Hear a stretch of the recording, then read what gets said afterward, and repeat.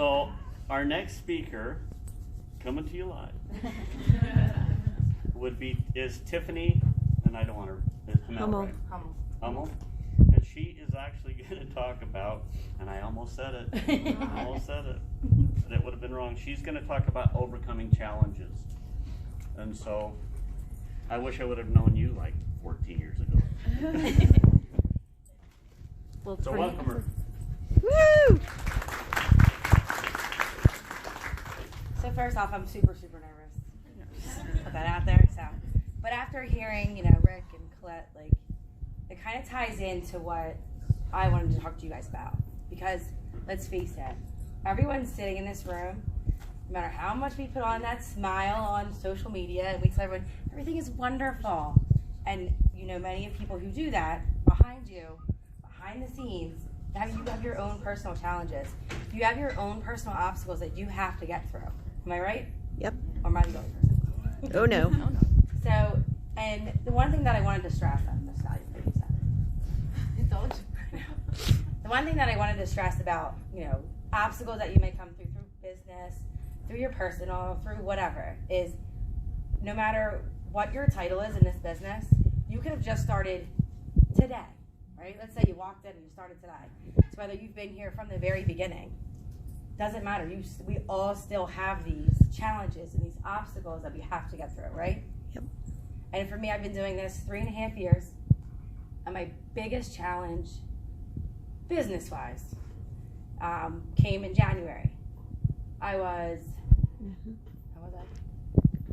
Was it a little over 1,000 points away? Yes. From earning Punta Cana for 2, and it was January 31st. Yep. Called Jenna, called Lisa, and I was like, I'm not going. It's done. And in that day, through their help, and yes, I'm not good with words, clearly. Lisa sent me some verbiage, and I personally messaged people that I knew, and in that day I sold over $1,000 in product. And in June, my husband and I took our honeymoon to Punta Cana. So I tell you that because a lot of people will look at that and be like, oh, but you're higher up, so you have more clientele, you have more loyal customers, you have more loyal this, you have more loyal that. On the last day, on July 9th, the last day of this incentive, I helped one of my team members who's a certified consultant who doesn't have a broad base of people, and she sold $750 to earn level 2 of our restart, and it's possible. Yes. So I could sit here and tell you guys a million different challenges that you're all going to go through in your business and in your life. But there was 3 personal ones that really stuck out to me that I see when people are posting on social media, that I see over and over and over again. And it's family, if you have a different job outside of Scentsy, and the biggest one is yourself. Because if you are even that much like me, you're your biggest obstacle in this business. It really comes down to it. Whether it's motivation, whether it's like me and it's laziness, or it's procrastination, or whatever. Or if it's, which is a big one, is your own self-belief and confidence in yourself. Because I could have went that last day and been like, screw it. I'm gonna sit on this couch, I'm gonna pick up my phone, and I'm just gonna scroll through Facebook and not actually do anything, right? How many of us go, I'm gonna do something today, but then you pick up your phone and you're on Facebook and you're like, oh, look at her cat. Let's be real. I do it all the time. And then I send that video. But I don't send anything out, I don't do anything else. But how many of you, just by a raise of hands, when you were like, I'm joining Scentsy, how many of you had your families, whether it's spouse, parents, whoever, friends, whoever, had their 100% support, and they were like, you got this, and you're gonna make a tons of money, you're gonna build a strong team, and this is amazing, and Lisa, you're an exception. Tracy, you're an exception. But how many of you had that? Everyone was like, you're great. Everyone, right now. A couple people. How many of you had that's a scam? How many of you had, you're not gonna make money? Or how many of you had, it's too late, only the higher ups make money? It's a pyramid. It's a pyramid scheme. that was everything that I got from the man sitting next to me. That was everything I got from his mom, who thought she had an opinion in my business. And now, I'm not gonna lie to you, does the man still say things like that? He does. I'm not gonna lie to you. But every time that I do well, it's,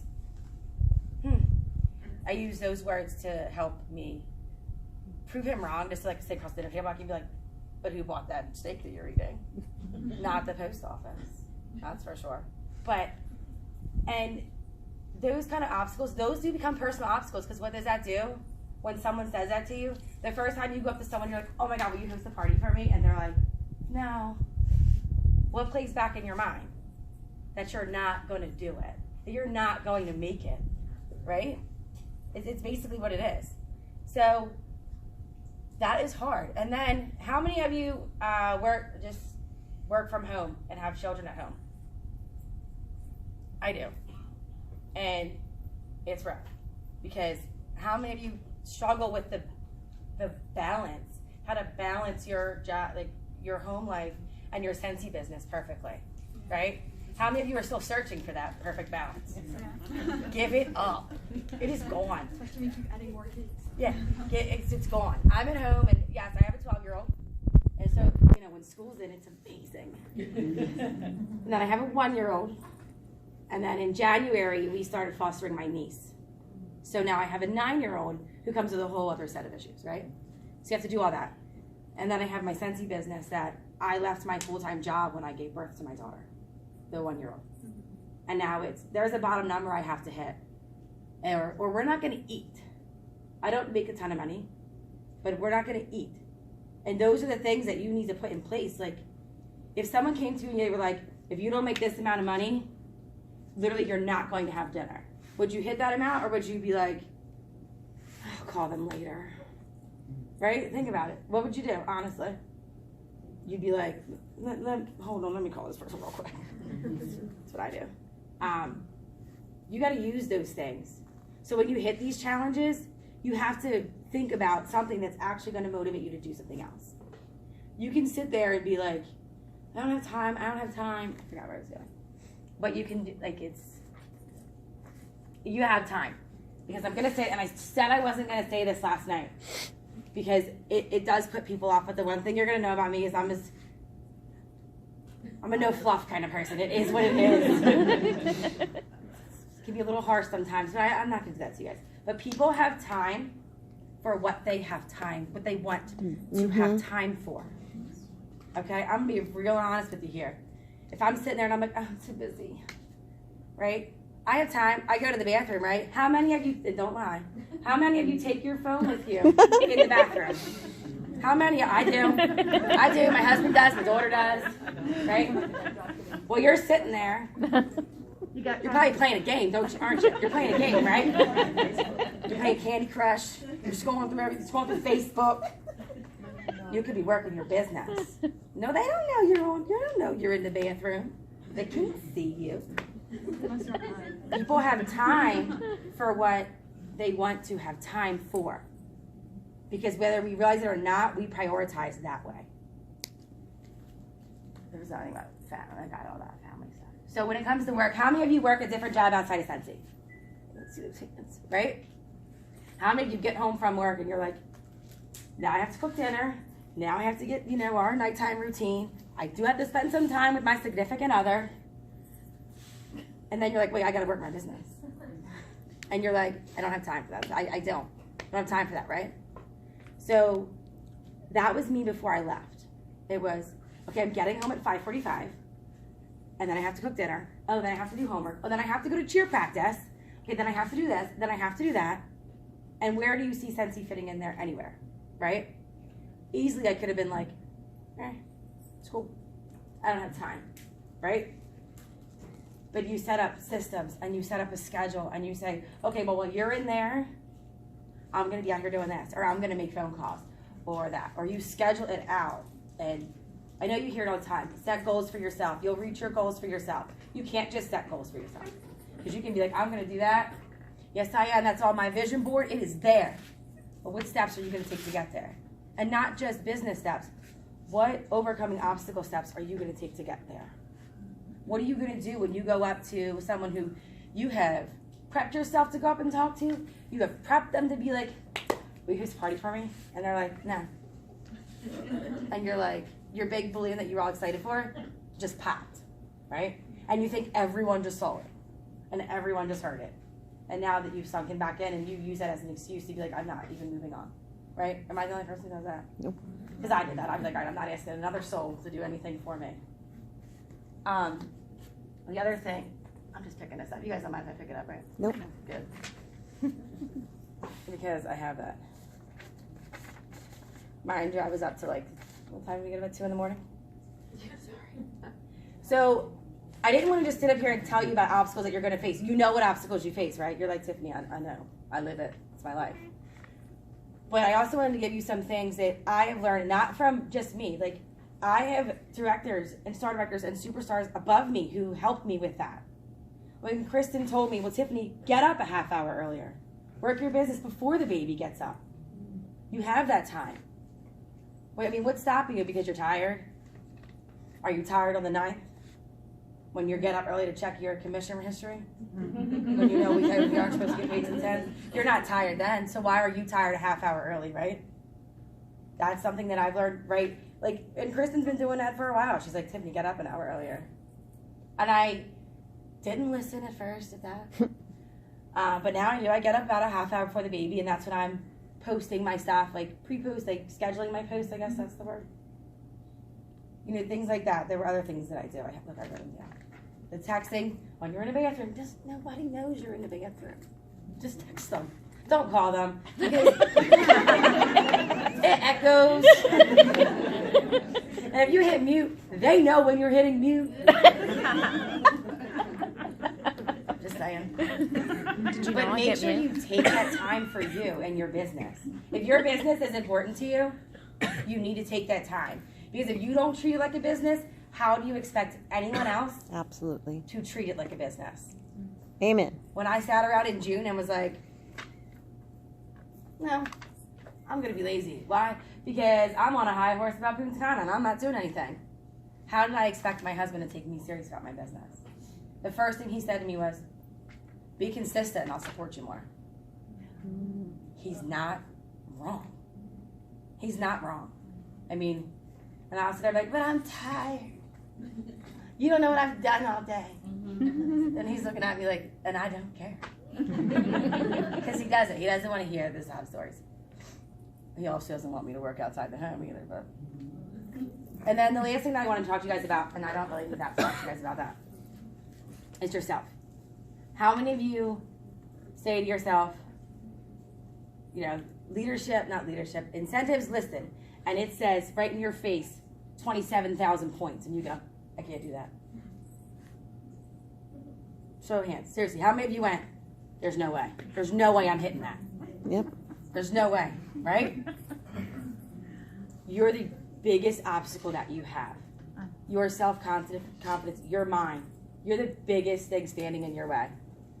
And you start hearing all those negative words, and then you start telling yourself negative words. Am I right?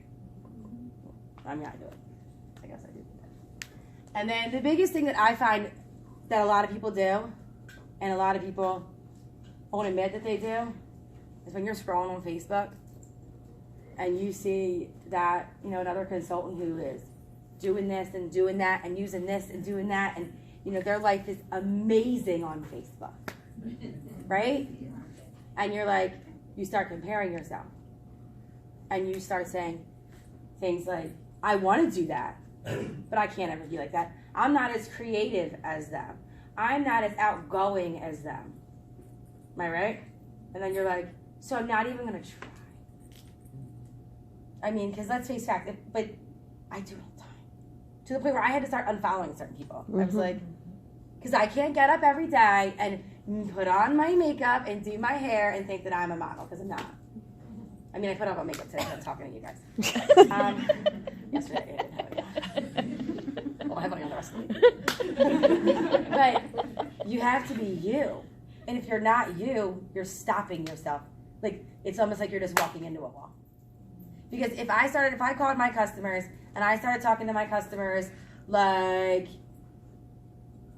I don't know, like you do, right? My customers are gonna be like, Tiffanie, who are you? They're gonna know I'm not being me.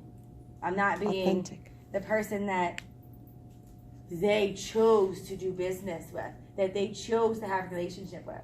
If I call my customers and I all of a sudden have a southern accent, Why are you looking at me?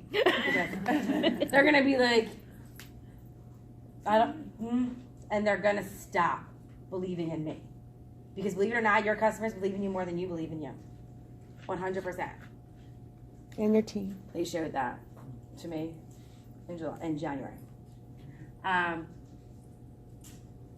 So a lot of people say this is a big thing. Well, everyone's telling me no. I go to book for parties, I go to Joy Cruise, and everyone's telling me no. And it defeats you, right?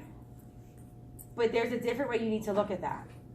If I walked up to you and I was like, do you want my half drinking soda? And you were like, no. I'd be like, okay. Right? Why is that hearing no from something as silly as that different from someone telling you no, they don't want to host a party? If you think about it like that, it should change your entire perspective. Because they're not saying, no, I don't like you. No, they just don't want to do that. Right? But they're not saying, you can't look at it as a personal attack. But that's what we do in our mind. We put it as a personal thing. You don't want to do that with me. Right?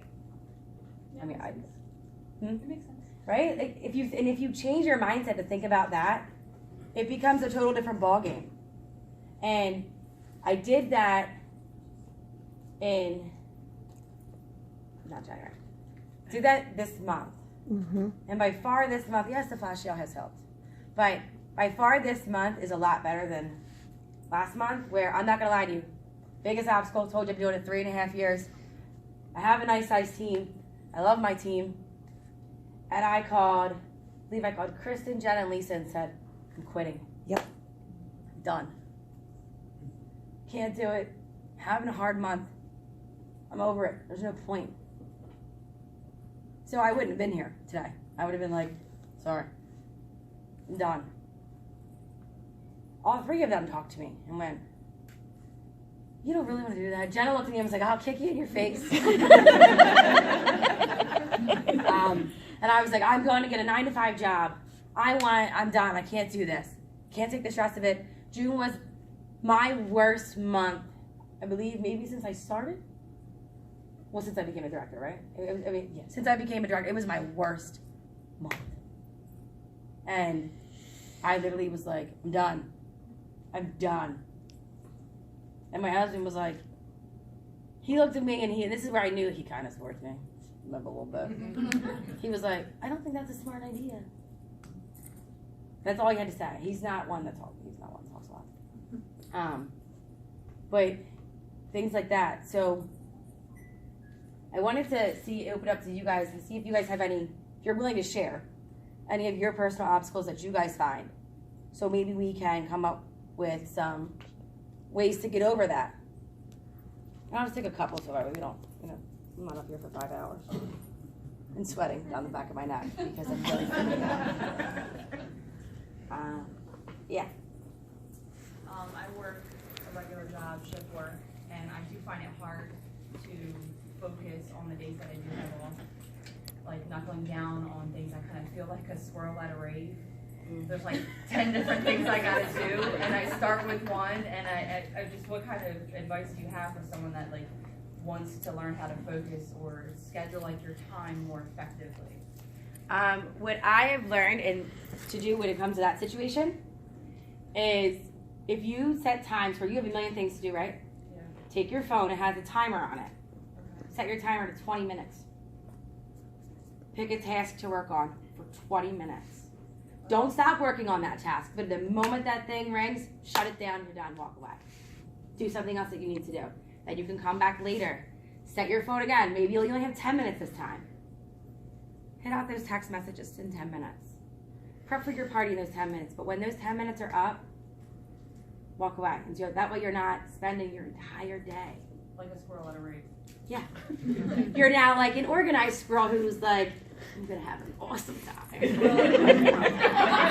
there you go. You're gonna be on the Squirrel at a country concert. That's exactly right.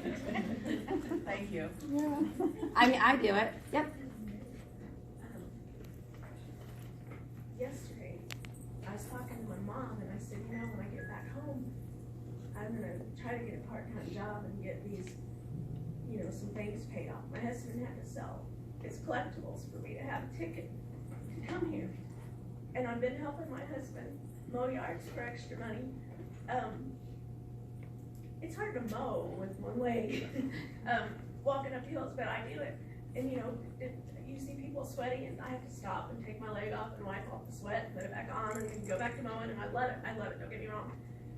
Why can't I have the same determination? I taught myself to walk at age 16 after my amputation. Why can't I have the same determination to make this business work for me that I do to get out there and mow, that I do to, you know, to find a way here Saturday morning. I wasn't even getting to come until Saturday morning.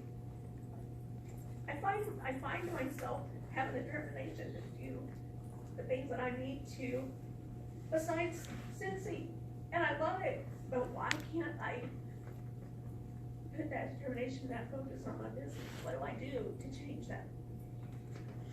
Your story from what you just said, that passion behind what you just said, and that passion you used to teach yourself how to walk again, is the passion they need to see when you're talking about it, when you're saying how much you love that product, right?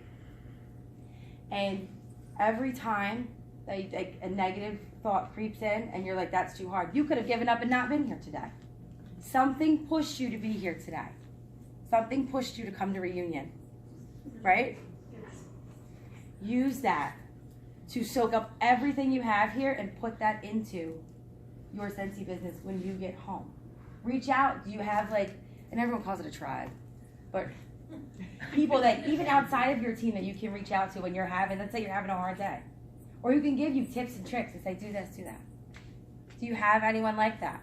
I have Dorothy's always there for me. Mm-hmm. Lois. There you go. Has been there for me. But I have been, this last year, I have been in such a little cocoon that I don't know how to get out of it. And my husband's like, well, maybe you need to go to counseling. And I don't want to go to counseling because I have everything I need. But we were in a road rage accident last summer. And they blinded my husband when I told him this all I was. And it just, I mean, it got me to where I didn't even want to answer my phone. I don't know why. But ever since then, I can't even find that determination to reach out to people. But when this all happened Saturday with my husband, he would take over answering when he went and sold his collectibles. He's like, you're going. And my brother lives like 30 minutes from here, my mom and my brother. And my mom's like, well, I'll come get you. So she drove to Indianapolis to get me and drove me back and bought my plane ticket to go home.